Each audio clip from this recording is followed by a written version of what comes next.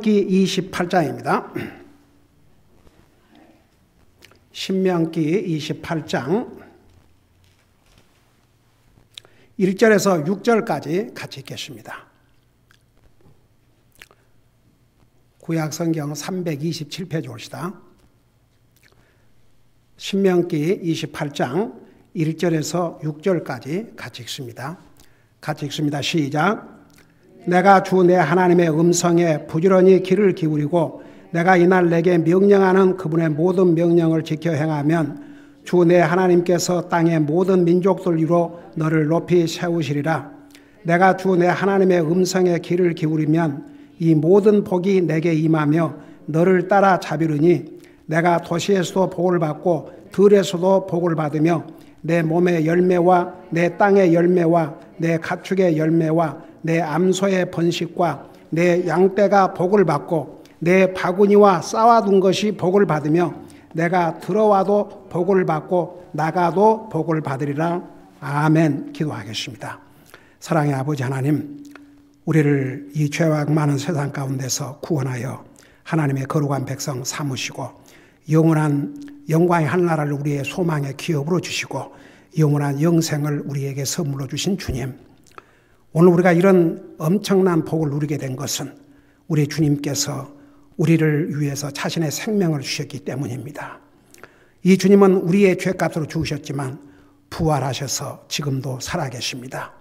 오늘 우리가 이 자리에 모인 것은 이 살아계신 하나님을 예배하고 섬기기 위해서 이 자리에 모였습니다. 살아계신 주님을 참되게 경배할 수 있도록 우리의 마음과 생각과 우리의 자세를 주장하여 주셔서 하나님이 찾고 계시는 참된 예배자들이 다 되게 하여 주옵소서.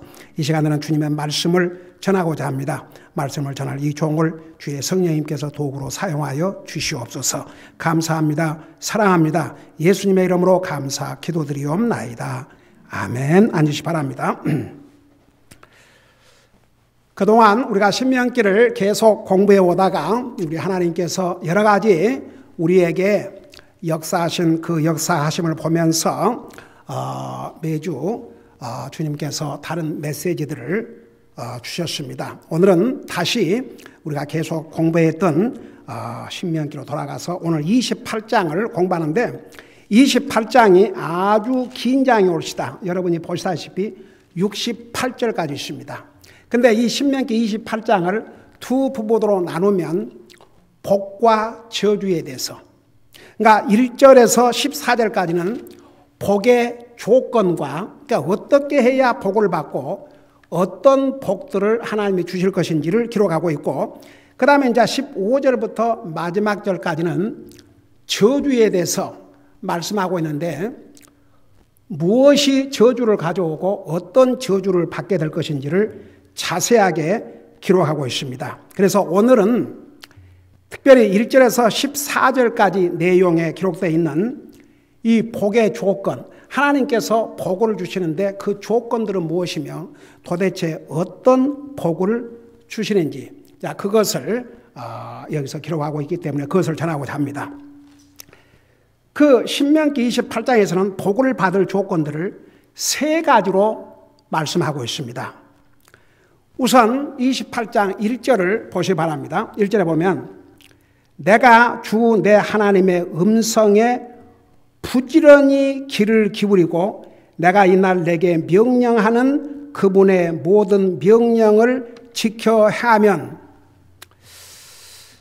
여러분 보세요. 이제 구약 시대 때는 여러분 이런 복과 저주의 조건들을 모든 백성들에게 주신 것이 아니고 하나님의 언약의 백성, 하나님의 약속의 백성, 그 이스라엘 백성들에게 주신 조건과 복들입니다. 그러니까 오늘을 살고 있는 우리는 이 메시지를 어떤 입장에서 들어야 되냐 그러면, 우리는 예수님을 영접하고 구원받은 다음에 이스라엘 백성들과 구별이 없는 거룩한 하나님의 백성들이 되었습니다.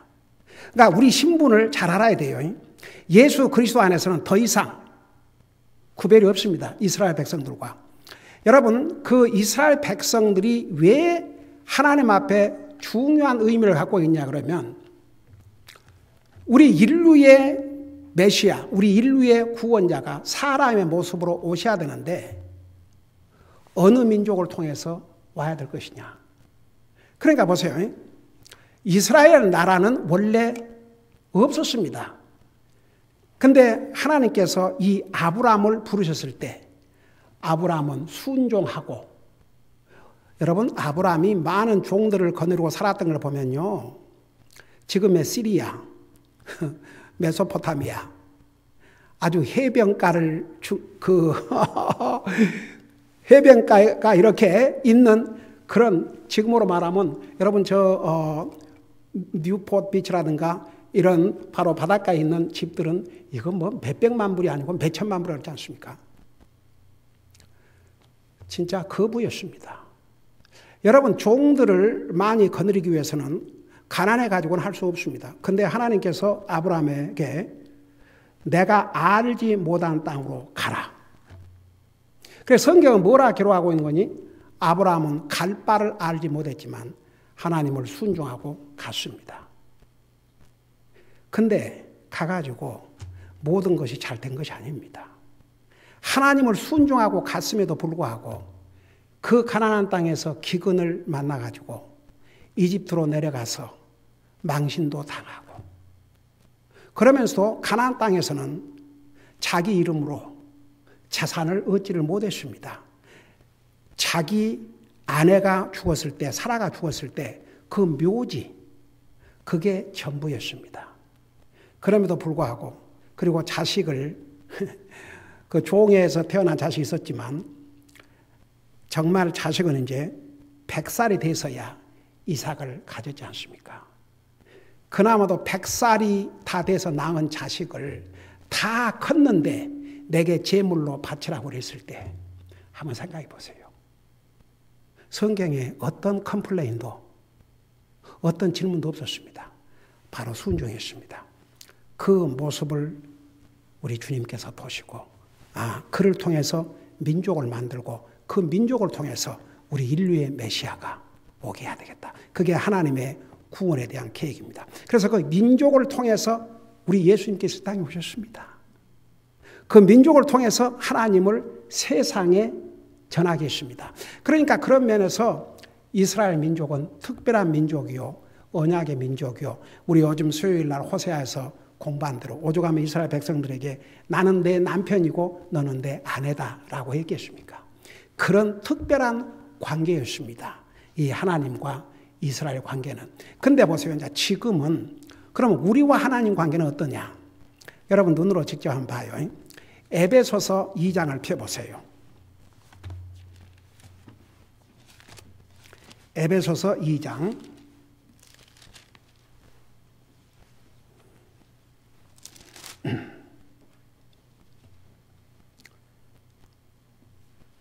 에베소 2장 우리 11절부터 보도록 하겠습니다.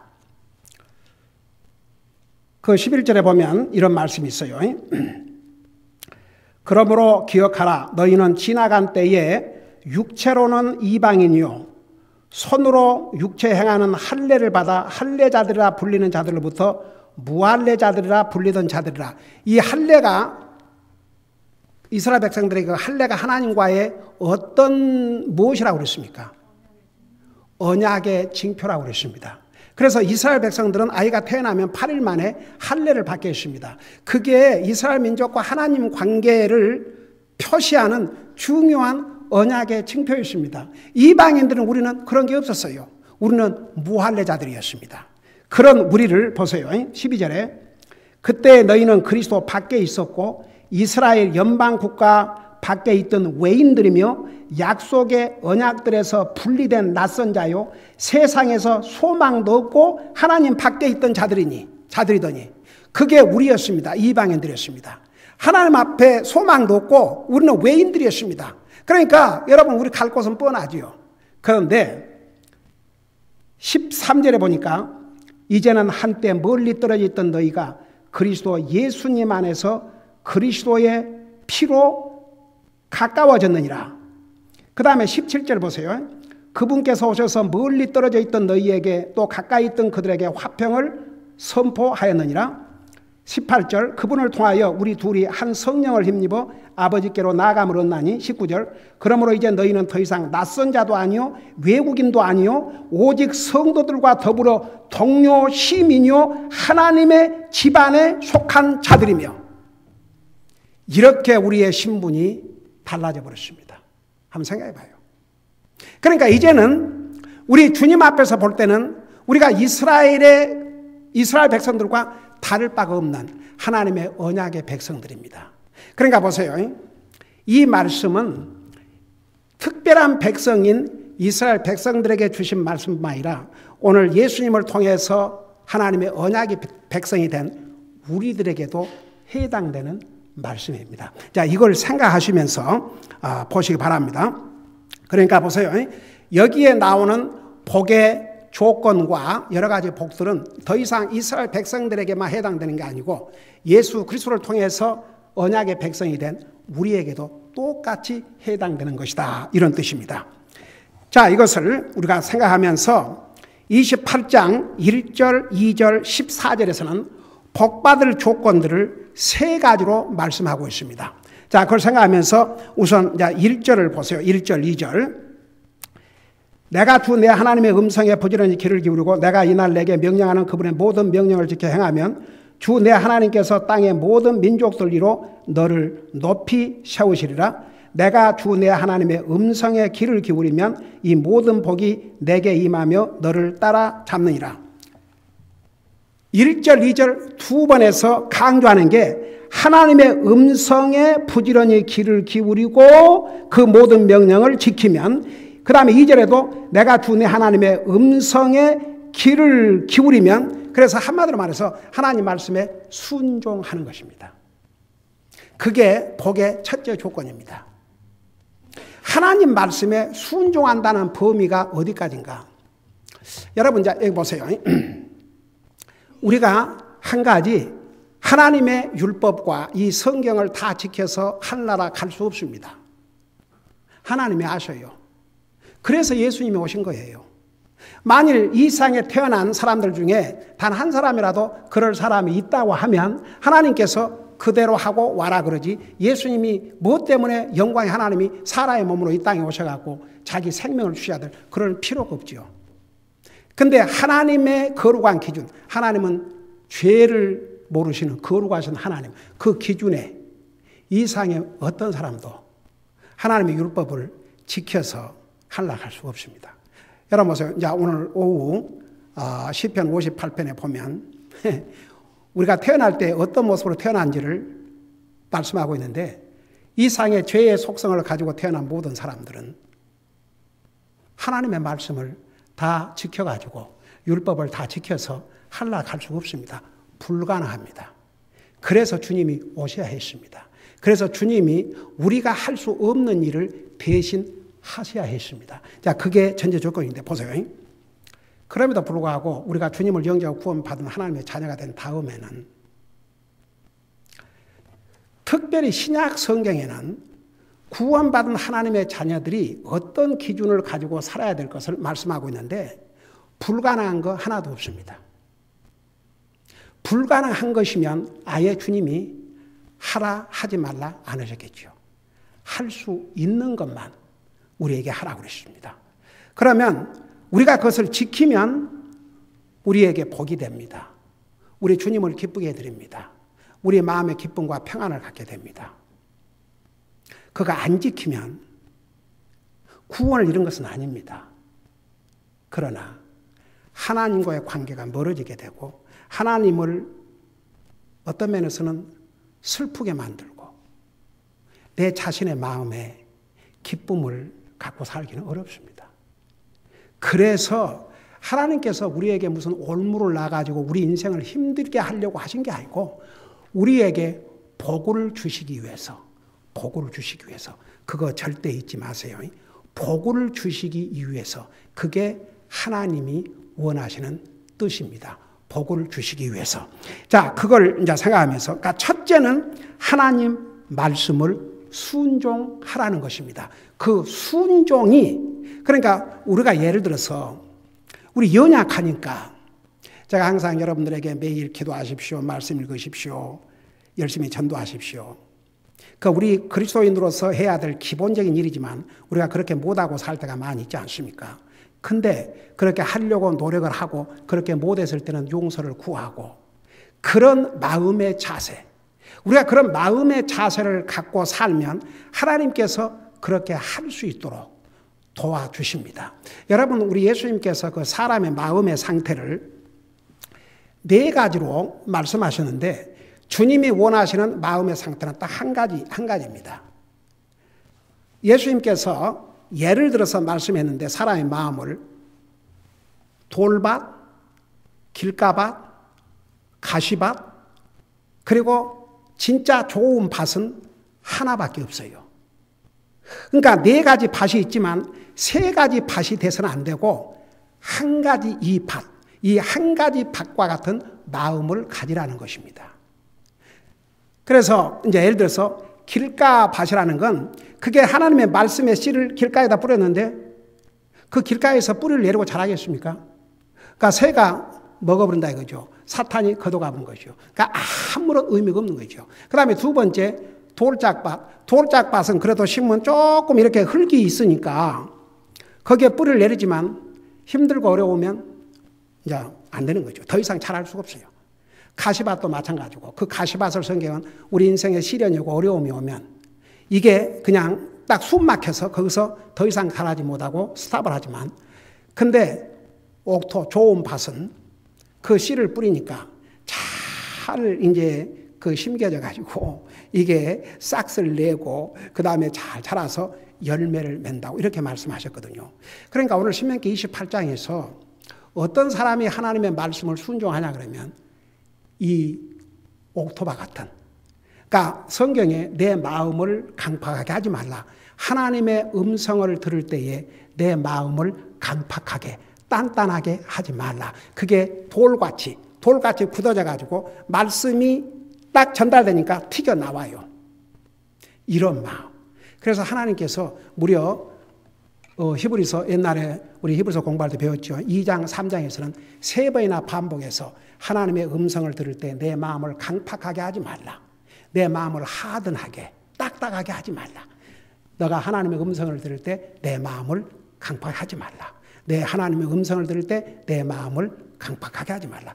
그래서 여러분 항상 우리 마음의 상태를 점검하고 산다는 게 얼마나 중요한지 모릅니다. 오죽하면 우리 성경에 이런 말씀이 있습니다. 묵은 땅을 파서 헤쳐라. 그게 뭐냐 하면 이 마음이 너무 딱딱해가지고 돌같이 딱딱해가지고 아무리 하나님 말씀을 전해도 들어갈 틈이 없어요. 그 밭을 파헤치라고 그랬습니다. 그래서 어떤 사람이 하나님의 말씀을 순종하냐 그러면 바로 이런 마음, 부드러운 마음, 옥토와 같은 마음, 하나님의 말씀이 전달될 때 잘 받아들인 이 마음, 이런 마음을 가진 사람은 항상 순종하는 자세를 갖게 되고 순종하지 못했을 때는 하나님 앞에 뉘우치고 용서를 구하고 그러니까 그 마음 자세가 하나님이 보고 계셔요. 그 자세가 하나님 앞에 아주 중요합니다. 그러니까 하나님께서 보세요. 이 복의 조건들과 여러 가지 다양한 복들을 세상 모든 민족에게 주신 것이 아니고 구약시대 때에 하나님의 백성들인 언약의 백성들은 이스라엘 사람들에게인데 오늘 예수님을 믿는 우리는 더 이상 예수 그리스도 안에서 유대인이나 이방인이나 구별이 없다고 그랬습니다. 방금 우리가 본 대로 우리는 하나님의 언약의 백성들이 되었다고 그랬습니다. 그러니까 보세요. 우리가 모든 하나님의 말씀을 순종해서 구원받고 하나로 간 것이 아니고 믿음으로 구원받고 하나로 가는데 그 믿음으로 구원받은 하나님의 자녀의 마음은 하나님의 말씀을 받을 수 있는 그런 옥토와 같은 마음을 가지고 살아야 한다고 말입니다. 이런 사람들이 하나님의 말씀을 순종하려고 합니다. 그러니까 한 예를 들어서 하나님께서 이 신약 성경에는 이제 구원받은 하나님의 자녀들이 어떤 기준을 가지고 살아야 할 것을 말씀하고 있는데 거기에 하나도 어려운 거 없어요. 불가능한 것은 하나님께서 아예 하라고 하지도 않았지요.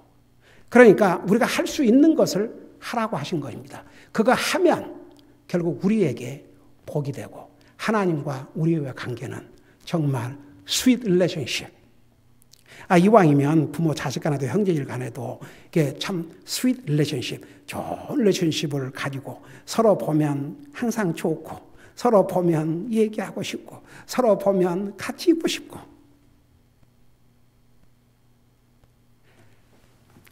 아침에 이제 우리 아들은 이제 따로 사니까 그렇지만 우리 두 아이들이 이제 일 가면 기도하고 잘 다녀오소. I love you. 잘 다녀오겠습니다. I love you too. 또 갔다 오면 Welcome home. I love you.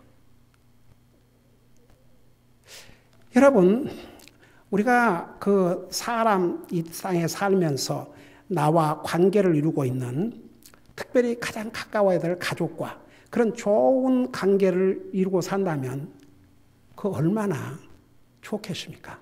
근데 우리의 영적인 삶에서 우리가 더 우선적으로 생각해야 될 것은 하나님과 내 사이가 어떤 관계인가? 그것이 항상 먼저 체크업을 해야 됩니다. 나와 하나님과의 관계는 달콤한 관계인가? 아니면 이렇게 좀 소원해졌는가? 어쩌면 하나님의 마음을 아프게 하고 있는가?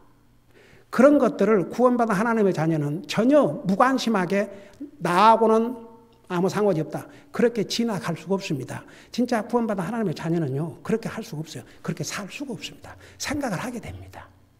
그러니까 이스라엘 백성들에게 이렇게 많은 복을 약속하기 전에 이렇게 조건을 주었어요. 먼저 순종하라. 그 다음에 두 번째 조건이 뭐냐 그러면 14절에 나와 있습니다. 여러분 28장 14절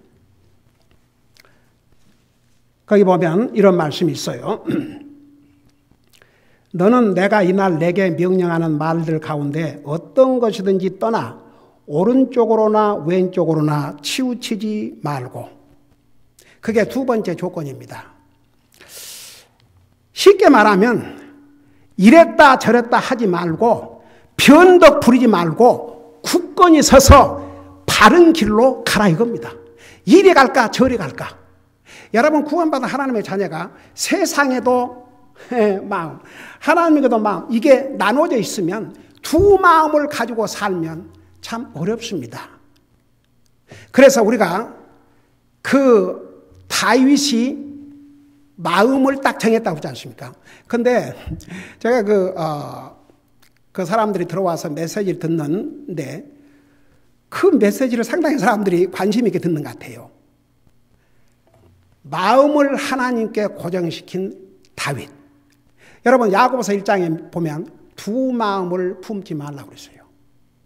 이게 두 마음을 갖고 산다는 게 절대 쉬운 일이 아닙니다. 쉽게 얘기하면 결혼한 아내가 남편도 사랑하고 직장에 가서 왜 남자를 보니까 이거 뭐 남편보다 훨씬 더 매력적이고 마음에가 들거든요.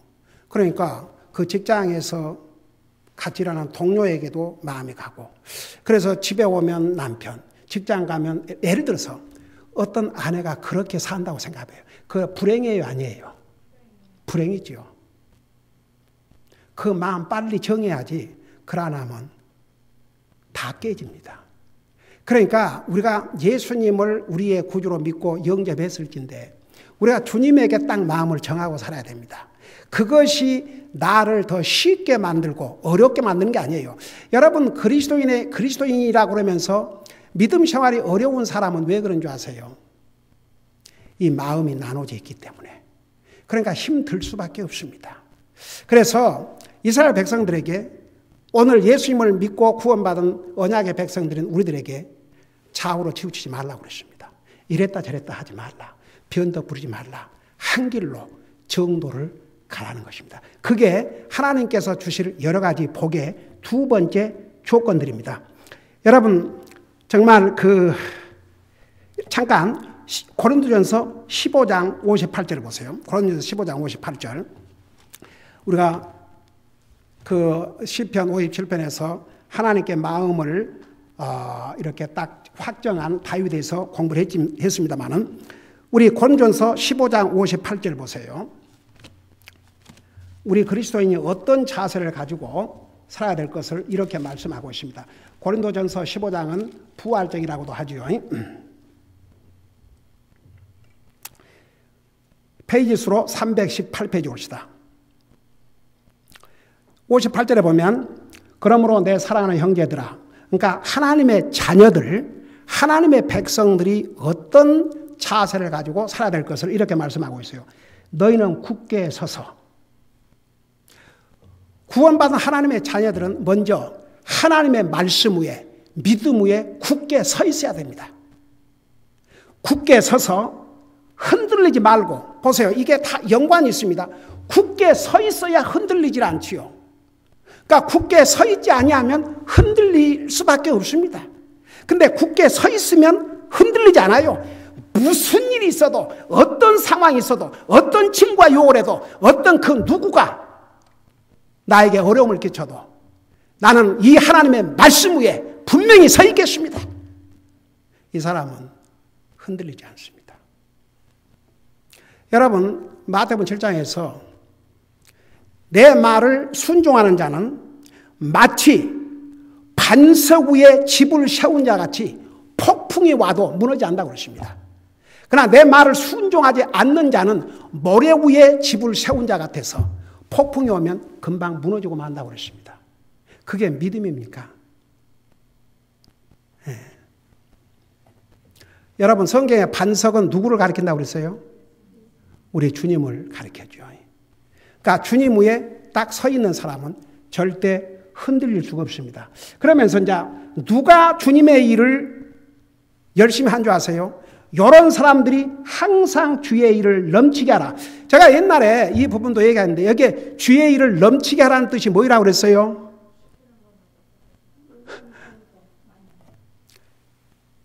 시키는 것 이상을 하라 이겁니다. 하라는 것 이상을 하는 것이 주님의 일을 넘치게 하는 것입니다.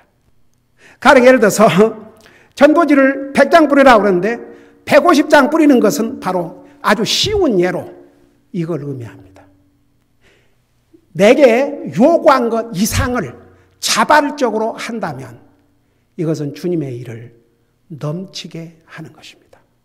이거 하라니까 그거 딱 하고 더 이상 내가 할 수 있는 게 없는가 그런 건 생각도 안 해보고 이것은 여기에 해당되지 않죠. 그러니까 우리가 이렇게 항상 굳게 서서 흔들리지 않는 사람들은 주님의 일을 넘치게 하는데 그 마지막에 약속이 나와 있습니다. 그 약속은 이 목사의 약속이 아니고 우리를 위해서 생명을 주신 영원하신 우리 주님의 약속입니다. 너의 수고가 주 안에서 헛되지 않은 줄 너희가 아느니라. 우리가 주님을 위해서 하는 모든 수고는 절대 주님께서 헛되지 않게 하신다고 말입니다. 다 기억하신다고 말입니다. 그리고 하나님께서 상급으로 갚아주십니다. 그 다음에 야고보서 1장 6절 8절에서 이렇게 말씀을 하고 있습니다. 제가 서두에서도 그 부분을 얘기했지만 여러분 잠깐 야고보서 여러분 눈으로 보시기 바랍니다. 야고보서 1장에 보면 6절 8절에서 이렇게 말씀하고 있습니다.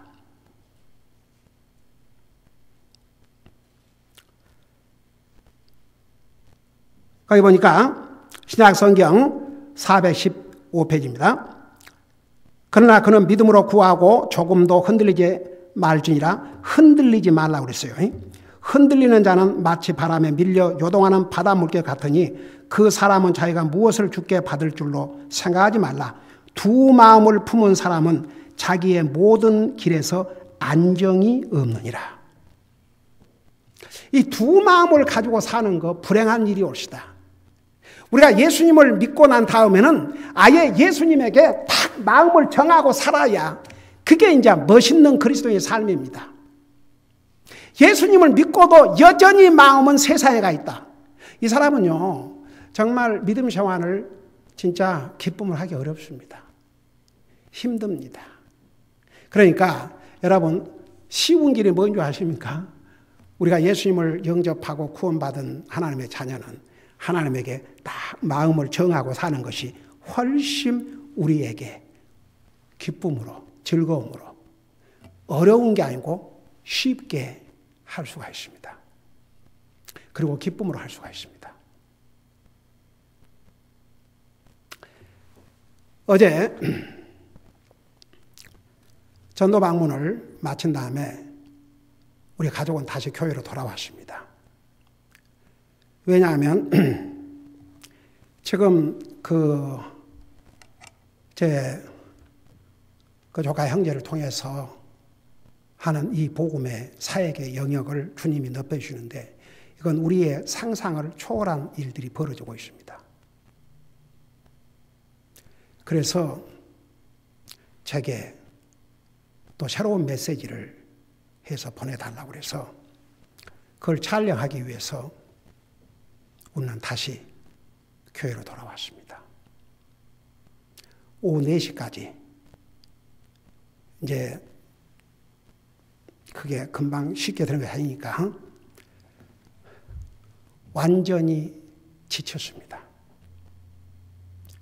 그런데도 얼마나 기쁨으로 감사한 마음으로 우리에게 이렇게 주님을 섬기고 살 수 있는 이런 은혜를 주신 주님께 정말 우리는 감사하고 살아야 된다.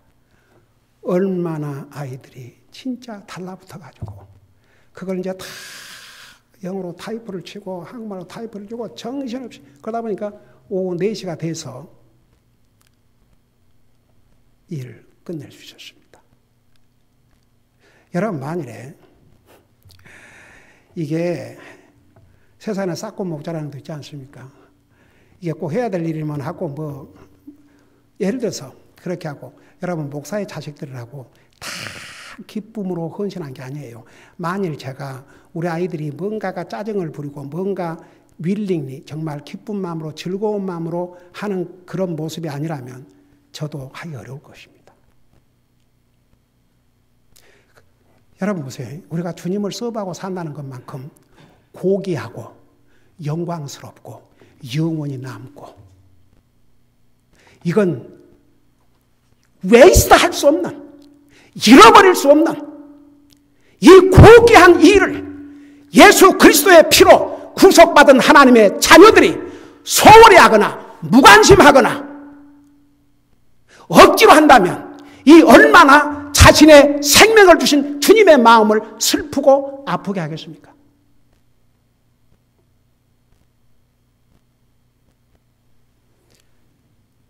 여러분 우리가 구원받고 영광의 주님을 섬기고 산다는 것만큼 우리에게 보람되고 가치 있고 영광스러운 일도 없습니다. 그러니까 우리가 그렇게 하기 위해서는 이런 그 마음 분명히 서 있어야 돼요. 흔들리면 안 됩니다.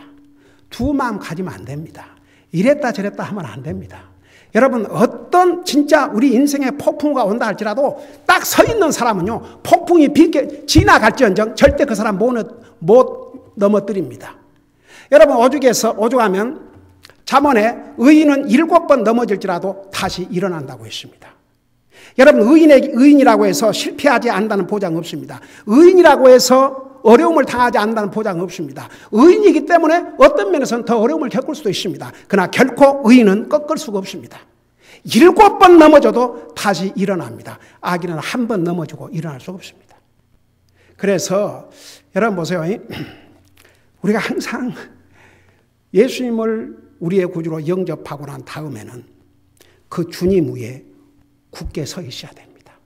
그래야 흔들리지 않습니다. 그래야 주님의 일을 넘치게 시킨 것 이상을 하게 됩니다. 그리고 그 수고를 우리 주님께서 보시고 계신다는 사실입니다. 그 다음에 세 번째는 어떤 조건, 하나님께서는 여러 가지 복을 약속하셨는데 세 번째 조건은 이런 조건입니다. 똑같은 14절이 있습니다. 거기 보니까 마지막 부분에 이제 이는 내가 이날 내게 명령한 말들 가운데 어떤 것이든지 떠나 오른쪽이나 왼쪽이나 지우지 말고 다른 신들을 따라가며 그들을 섬기지 말지니라. 이게 복의 조건들입니다. 그러니까 첫째는 하나님의 말씀에 순종하고 두 번째는 똑바로 서 있고 흔들리지 말고 분명히 서 있고 그 다음에 세 번째는 우상을 섬기지 말라. 이게 여러 가지 복들을 하나님께서 약속하시는데 그 조건들이 옳시다. 여러분, 이스라엘 백성들이 몇천 년 동안 나라를 잃고 그 고통을 당한 이유 두 가지를 요즘 우리 수요일 날 호세아를 통해서 공부하고 있죠. 그 두 가지 이유 중에 첫째가 뭐라 했어요? 불순종. 그 다음에 두 번째 우상숭배. 그 두 가지였어요. 그러니까 보세요. 그 호세아에서는 이스라엘 백성들의 그 모습을 남편을 둔 아내가 다른 남자를 사랑하고 따라가는 것으로, 그리고 그 남자가, 그러니까 우상이 자기들의 필요한 것을 공급해 준 것으로, 그리고 하나님의 말씀을 철두철미하게 불순종했습니다. 여러분 생각해 봐요. 3,000년 동안 하나님이 약속한 땅을 잃었습니다. 나라가 없었습니다. 우리 예수님을 십자가에 못 박으라고 하는데 도리어 이방인인 빌라도는 나는 이 사람에게서 죄를 찾은 것이 없다. 이 사람의 피를 나는 상관하고 싶지 않다. 그러니까 이스라엘 백성들이 아우성을 치면서 뭐라 했습니까? 그 피를 우리와 우리 자손에게 돌리소서. 저주를 자초했어요. 그 저주가 그들에게 임했어요? 안 임했어요? 임했습니다. 그러니까 보세요. 우리가 우상이라 그럴 때 꼭 이스라엘 백성들이 바알을 섬겼던 그런 우상이 아니고 오늘날 우리에게 우상이 뭐라고 그랬어요? 저는 이것을 어떻게 여러분에게 더 분명하게 설명할 방법이 나는 없는 것 같아요. 하나님보다 소중한 것이면 그게 우상입니다. 가령 잡, 여러분 잡. 이 세상에 사는 동안 잡이 필요하죠. 근데 그 잡이 주님을 예배하고 섬기는 것을 방해하는 것인데 그 잡을 택한다면 그게 우상입니다. 그 다음에 사람, 친구가 하나님보다 앞서고, 잘 들어봐요. 가족이라 할지라도 하나님보다 앞서면 그게 우상입니다.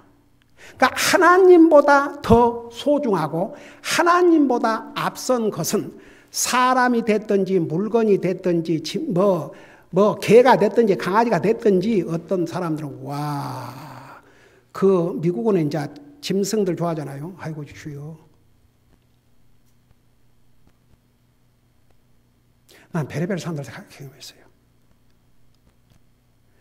그 개 고양이 때문에 교회 오는 것도 안 돼. 이게요, 여러분, 그게 오죽하면 주님께서 내 가족이라 할지라도 나보다 더 사랑하면 그게 이제 우선순위를 말씀한 거예요. 성경은 부모를 공경하라고 그랬고 아내를 사랑하고 다 두셨어요. 그런데 그 우선순위. 근데 여러분 보세요. 하나님보다 하나님을 예배하고 섬기는 것을 방해하는 것이 있다면 그게 뭐가 됐든지, 직장이 됐든지 사업이 됐든지 친구가 됐든지 가족이 됐든지 이게 하나님 앞에는 우상이 된다는 얘기입니다. 그러니까 보세요. 내가 진짜 예수님을 나의 주로 영접해 뵙고 내가 정말 주님이 나의 주인가, 그걸 알려면 예수님보다 더 소중한 게 내게 없는가, 그거 딱 물어보면 답이 나와요. 그러니까 이스라엘 백성들은요, 아예 바알을 내놓고 섬겼습니다. 그리고 그들을 사랑하는 자라 불렀습니다. 그 결과가 얼마나 처참했습니까? 그러니까 보세요. 이제 오늘 우리에게 그걸 어플라이 한다면, 여러분, 우리가 구원받은 하나님의 자녀로서 항상 하나님의 말씀에 순종하고자 하는 그런 마음을 갖고 있고, 또 우리가 못했을 때는 그걸 깨닫게 해주셔요. 성령님께서. 정말 구원받은 하나님의 자녀는. 그러면 오늘 하나님 앞에 용서를 구하고, 저는요, 참 너무나, 우리 하나님께서 너무나 우리를 쉽게 해주셨어요. 그래서 우리가 우리의 죄를 자복하면 그는 신실하시고 의로우사 우리 죄를 사하시며 모든 불의에서 우리를 깨끗게 하신다. 그리고 자기 죄를 고백하면요, 또 새로운 출발을 하게 돼 있거든요. 얼마나 쉽습니까? 그리고 여러분 보세요. 우리가 그런 마음을 가지고 있으면 성령님께서 우리를 도우셔요. 여러분 그거 아세요? 성령님께서 우리 속에, 구원받은 하나님의 자녀 속에 와 계시지만 강제로 우리를 하지 않으셔요. 차라리 강제로 해주시면 좋겠는데 그걸 안 해요. 우리가 잘못하면 그냥 어떻게 하겠습니까? 강제로 안 하시니까. 그러지만 자기가 결정하고 선택한 그 결과에 대한 책임은 자기가 져야 돼요. 근데 성령님께서 우리만 내버려 두지 않으시고 하나님의 말씀을 통해서 자꾸 가르쳐줘요. 말씀을 읽는 중에 듣는 중에 자꾸 성령님은 말씀해 주는데 그거 안 들은데 어떻게 하겠어요? 그래서 성령님이 강제로 안 하셔요. 그러니까 자기가 스스로 그 대가를 이제 치룰 날이 반드시 그리스도인에게는 온다 그 말입니다. 그래서 성경은 It is a fearful thing to fall into hand of God. 하나님의 손에 빠지기가 두려울진저. 하나님이 한번 채찍을 치면 드시면 그 아프거든요. 그때까지 기다리는 것은 어리석은 일이다 이겁니다. 그러니까 우리가 항상 이런 마음의 자세를 가지고 흔들림이 없어야 됩니다. 여러분 이 세상은 흔들리기 참 좋습니다. 얼마나 좋은지 몰라요. 이 세상은 유혹으로 가득 차 있습니다. 우리의 마음과 생각과 주님과 말씀으로부터 우리를 그러니까 우리의 생각과 마음과 이런 것을 다 흩어져 가지고 하나님으로부터 하나님 말씀으로부터 하나님의 교회로부터 하나님의 사업으로부터 멀어지게 하고 완전히 우리의 마음과 생각과 시간을 다 세상적인 곳으로 다 끌고 갑니다. 주님께서 뭐라고 경고를 하시냐면 도리어 내가 오는데 생각지 못한 때에 내가 오리라. 그러면서 뭐라는 줄 아십니까? Watch. 깨어있으라 했습니다. 그게 주님이 주신 경고의 말씀입니다. 그래서 이제 여러분 우리가 항상 순종하자는 마음 갖고 흔들리지 말고 그리고 우리 삶에 하나님보다 더 소중한 어떤 것이 있는지 그게 뭐가 됐든지 뭐 공부하는 것이 됐든지 뭐 사업이 됐든지 직장이 됐든지 뭐 사람이 됐든지 간에 하나님보다 앞선 것 하나님을 예배하고 섬기는 것을 방해하는 것은 그건 하나님 앞에 우상이라는 거 절대 잊으면 안 됩니다. 그러니까 요 조건을 갖추면 하나님께서 어떤 복을 주시냐 그러면 하나하나 이제 여러 가지 복들이 있는데 아무래도 요건 다음 주에 계속해야 될 것 같습니다. 한 가지만 이제 여기에 보면 복이 따라온다고 그랬어요. 복이 따라온다. 사람이 복을 쫓아가는 것이 아니고 그냥 복이 따라와요. 요거 여러분 잠깐 28장 2절 보세요. 내가 주 내 하나님의 음성에 귀를 기울이면 이 모든 복이 내게 임하며 너를 따라 잡으리니. 그 다음에 6절 보세요. 6절 보니까 내가 들어와도 복을 받고 나가도 복을 받으라. 내가 복 받으려고 하지 않아도 그냥 복이 나를 따라오는 거예요. 여러분 우리가 이런 상황에 있다면 그게 참 얼마나 큰 복입니까? 하나님께서 이 복을 첫째 복으로 주셨습니다. 하나님의 말씀에 순종하고 그리고 흔들림이 없고 우상을 섬기지 아니하면 복이 너가 복을 받으려고 애쓰지 않아도 복이 따라온다. 이 약속이 첫 약속입니다. 오늘은 여기까지 하고 다음 주일에 하나님께서 구체적으로 이 세 가지를 행하고 사는 사람에게 어떤 복을 약속하셨는지 자세하게 뵈도록 하겠습니다. 우리 다 같이 기도하십시다. 다 같이 눈 감으시고 우리 하나님 앞에 솔직하게 우리 기도하기 전에 이 질문에 여러분께 솔직하게 하나님 앞에서 한번 여러분을 돌아보면서 답을 해주시기 바랍니다. 이 세 가지 중에 하나라도 제게 걸린 게 있습니다. 잠깐 손들었다 내려주시기 바랍니다.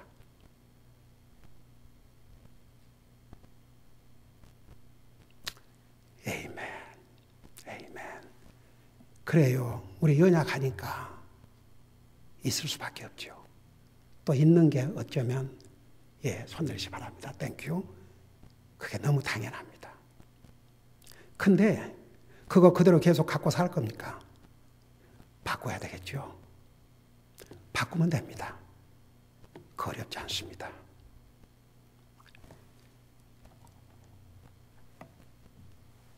그 다음에 제가 이 못한 부분을 정말 바꾸기를 원합니다. 주님께서 저를 도와주시기를 원합니다. 이런 분 잠깐 손들다 내려주시기 바랍니다. 에이멘. 손들이시 바랍니다. 예, 우리 주님께서 그 손을 보셨습니다. 반드시 우리 주님께서 여러분을 도와주실 것입니다. 여러분, 성령님은 우리와 함께 하십니다. 우리가 순종하고자 할 때 도와주십니다. 그러나 우리 스스로가 순종하지 않으면 성령님도 우리에게 맡길 수밖에 없습니다. 그렇기 때문에 여러분, 우리가 항상 하나님의 도움을 간구하고 우리가 이런 자세를 가지고 살면 100% 우리에게 복이 됩니다. 우리가 복을 찾으러 가지 않아도 복이 따라옵니다. 오늘 이 내용을 생각하면서 우리 하나님 앞에 잠시 간절히 기도하는 시간을 갖겠습니다. 기도하십시다.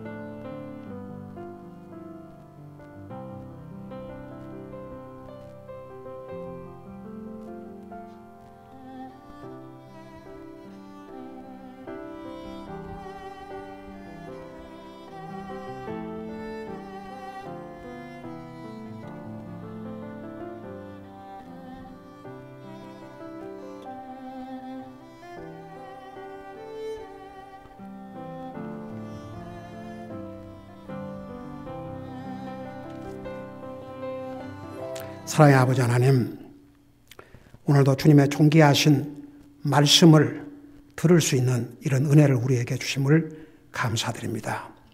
오늘은 특별히 하나님의 언약의 백성들에게 복의 조건들과 또 어떤 복들을 주실 것인지를 기록하고 있는 신명기 28장 1절에서 14절에 있는 내용을 우리가 일부분 배웠습니다.